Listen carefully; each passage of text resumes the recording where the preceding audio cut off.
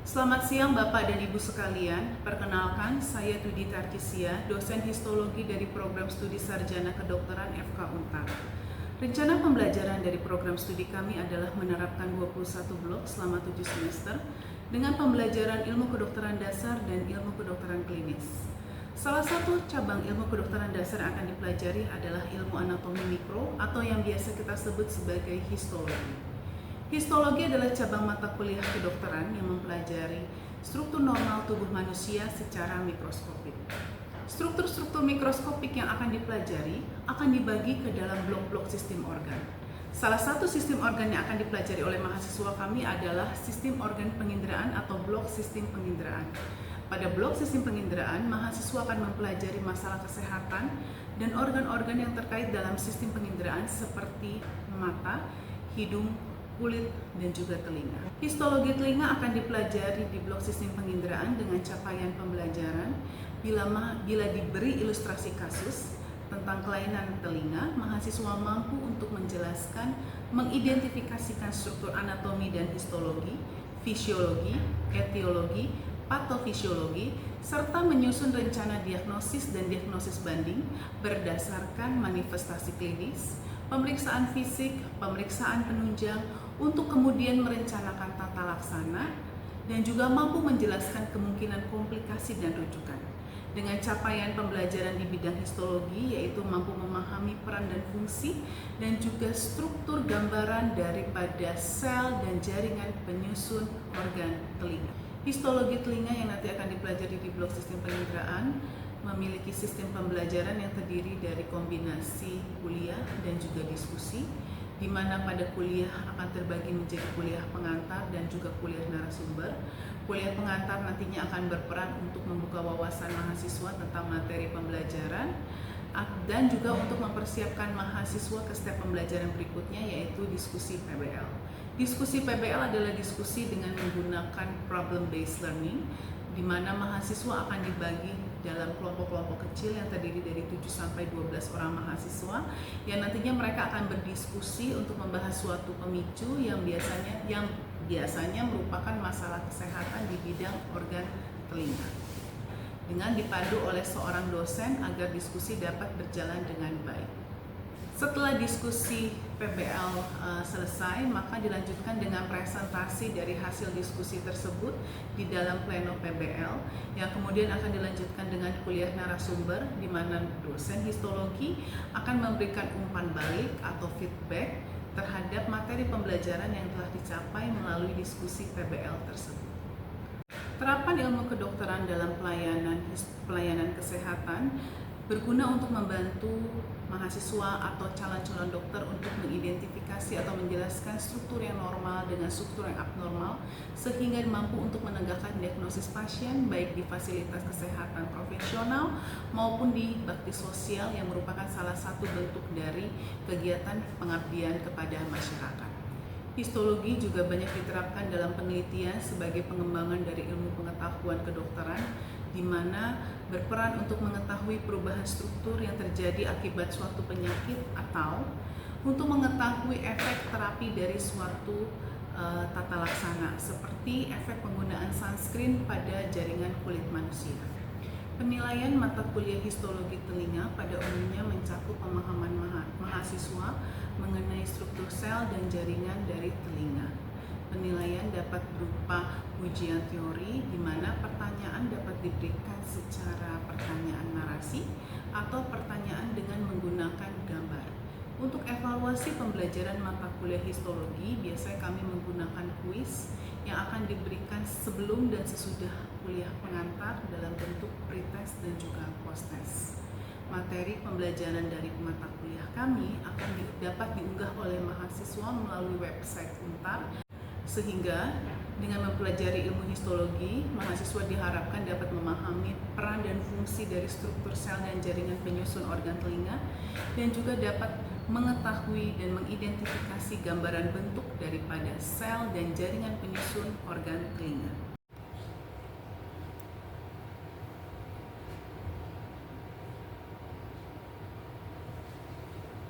Udah selesai? Udah? Bisa dibuka? Kamu bisa? Oh, angsa doang. Itu J-nya gede angsa, bukan kecil ya? J-nya besar, bukan J kecil. Bisa? Oke.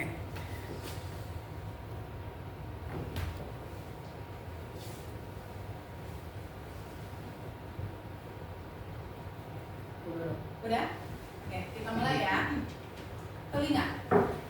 Telinga adalah disebut sebagai organ statoakustik. Stato adalah keseimbangan. Kalau kamu tadi tes Romberg di nervus 8, nah keseimbangan bisa ada yang di sentral, ada yang di perifer. Di perifer adalah telinga dalam, telinga. Akustik adalah reseptor pendengaran, ya. Organ reseptor organ pendengaran dibagi menjadi secara struktur anatomi dia dibagi menjadi 3. Ada telinga luar, telinga dalam middle ear, telinga tengah middle ear, telinga dalam inner ear. Ya. Dibagi menjadi apa aja? Kalau yang telinga luar, yang paling kita bisa lihat dengan mata telanjang adalah daun telinga, auricula. Ya.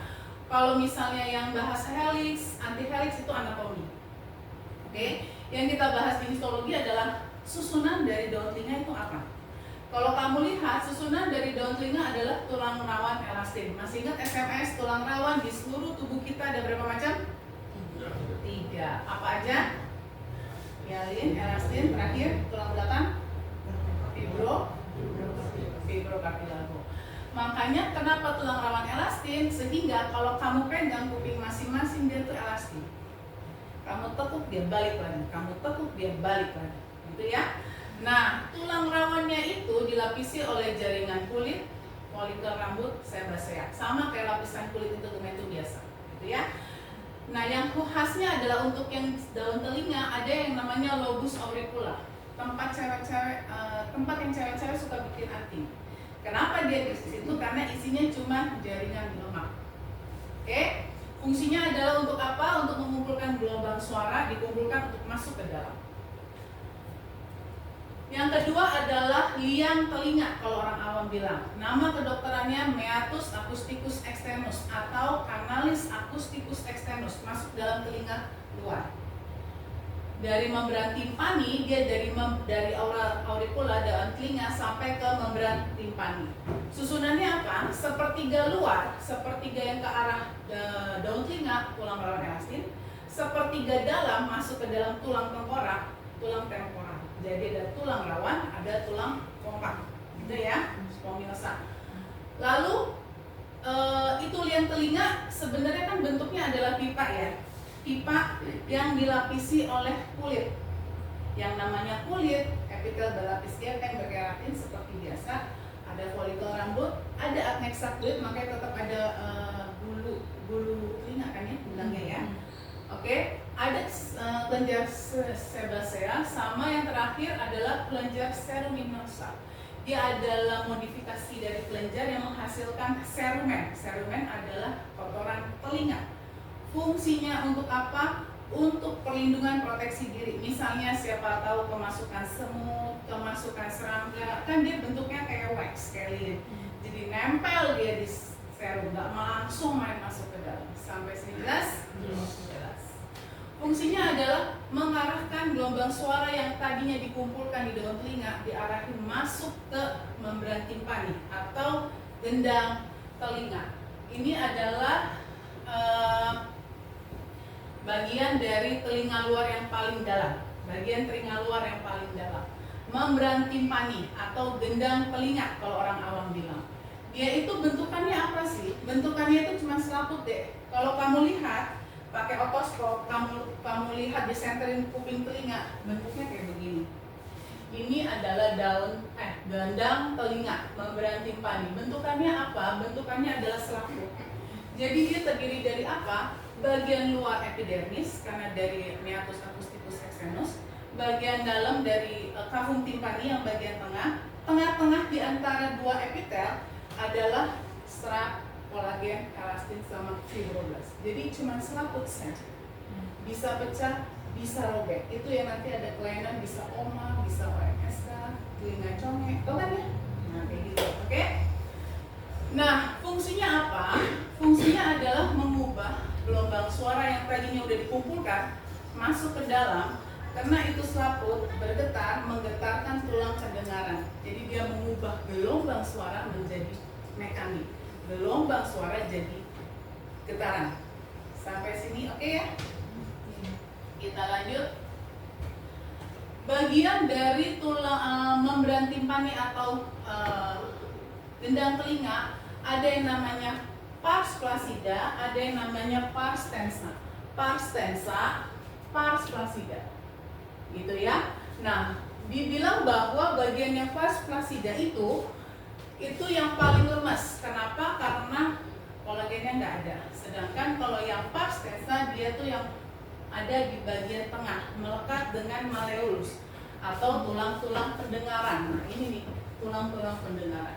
Untuk struktur-struktur ini kamu pelajarinnya nanti, whether untuk THT, kalau misal ada robekan kita harus ngasih tahu robekannya di kuadran mana, atau anatomi. Sampai sini oke? Ya. Kita lanjut ya. Auris media, telinga tengah, terdiri dari 4 struktur. Kavum timpani, ruang dalam timpani, itu sesudah gendang telinga, ya. Jadi kalau kamu lihat ini adalah gambarnya, ini adalah liang telinga, gendang telinga, kavum timpani. Isinya adalah apa? Isinya dari kavum timpani adalah tulang-tulang pendengaran, ossicula timpani. Pada telinga tengah, dia tuh ada saluran yang akan berhubungan dengan faring, tuba eustachius. Makanya kenapa kalau kamu sakit faringitis, nyeri tenggorokan, batuk pilek, bisa sakit sampai menjalar sampai telinga, karena ada salurannya, gitu ya. Atau kenapa waktu kamu naik pesawat itu disuruh mengunyah atau falsafah teknik supaya menyeimbangkan tekanan dalam telinga ke lingkungan luar dengan cara membuka dan menutup. Oke? Lalu ada lagi selule antrumastoid, adanya di bagian belakang kurang lebih telinga. Ya. Kavum timpani. Kavum timpani adalah ruang udara di dalam tulang temporal kepala. Dia itu dilapisi epitel toraks bertingkat, tetapi pada bagian superior, bagian atas, dinding atasnya dilapisi oleh epitel selapis gepeng. Tidak ditemukan kelenjar pada rongga timpani, kavum timpani. Lalu ada ossicula timpani, tulang-tulang pendengaran. Dia itu adalah bentuk tulang kompak, terdiri dari 3, malleus, incus, stapes. Malleus itu yang dekat ke gendang telinga, incus yang di tengah, stapes yang nempel ke telinga dalam. Ya, dia itu dilapisi epitel selapis gepeng, hubungannya itu antara tulang dengan sendi sinovial. Nah, pada di antara tulang ini ada yang namanya otot lurik, musculus tensor timpani dan musculus stapedius. Fungsinya apa? Untuk proteksi.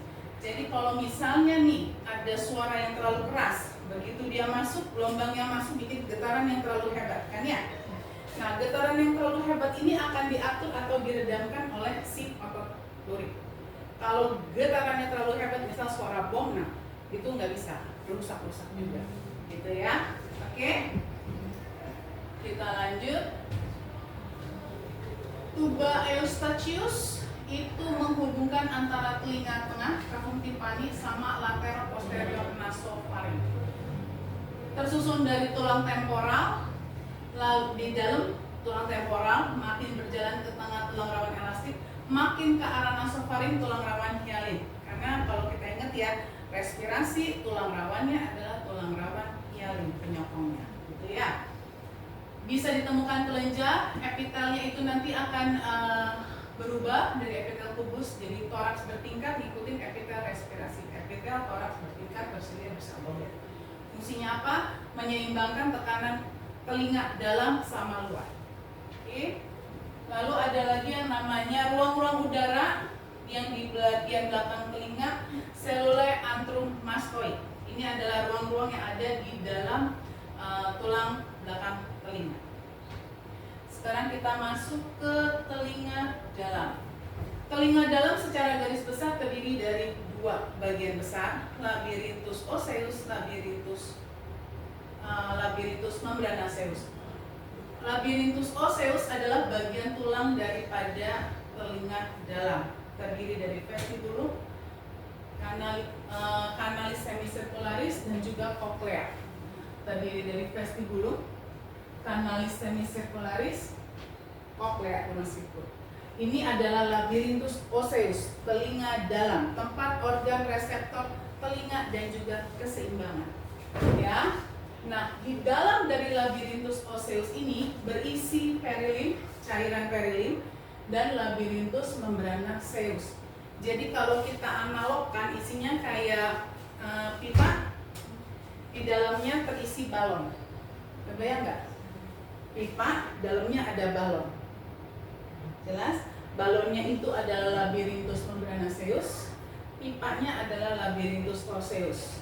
Di antara pipa sama balon itu ada cairan perilim. Jadi cairan yang ada di labyrinthus tulang. Gitu ya.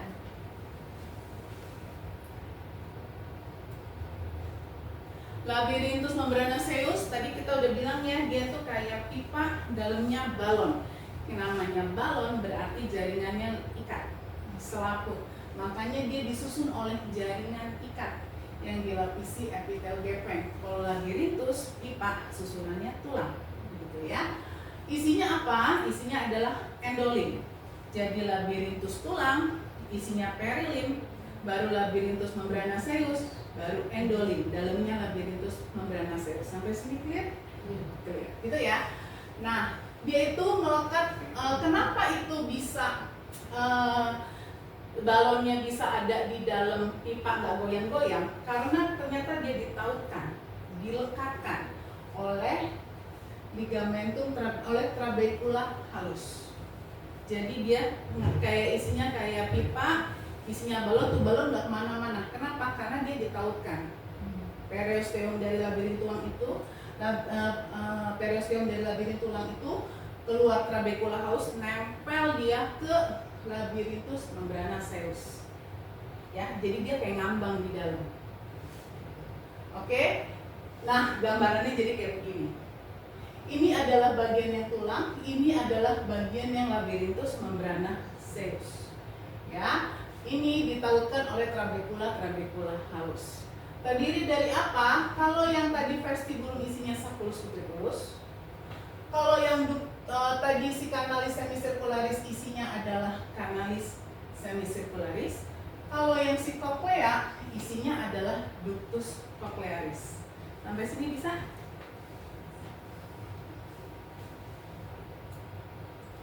Labyrinthus osseus itu adalah vestibulum.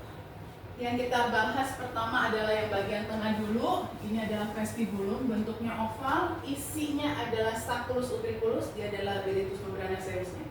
Ya. Anteriornya adalah cochlea, posteriornya adalah kanalis semicircularis, dilapisi oleh jaringan ikat. Kanalis semicircularis ada 3 buah. Ada yang superior, ada yang posterior, ada yang lateral. Atas, belakang, keluar. Gitu ya. Ini adalah kanalis, isinya adalah ductus.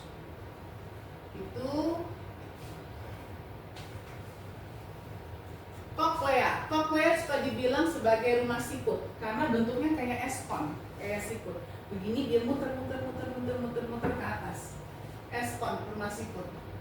Kalau itu dipotong, jadi gambarannya kayak begini. Satu buletan. Ini adalah isinya perilim, yang ini adalah ductus labyrinthus membranaceusnya. Kebayang? Ini adalah satu buletan. Ini adalah pipanya, ini adalah balonnya. Gitu ya. Isinya adalah ductus cochlearis.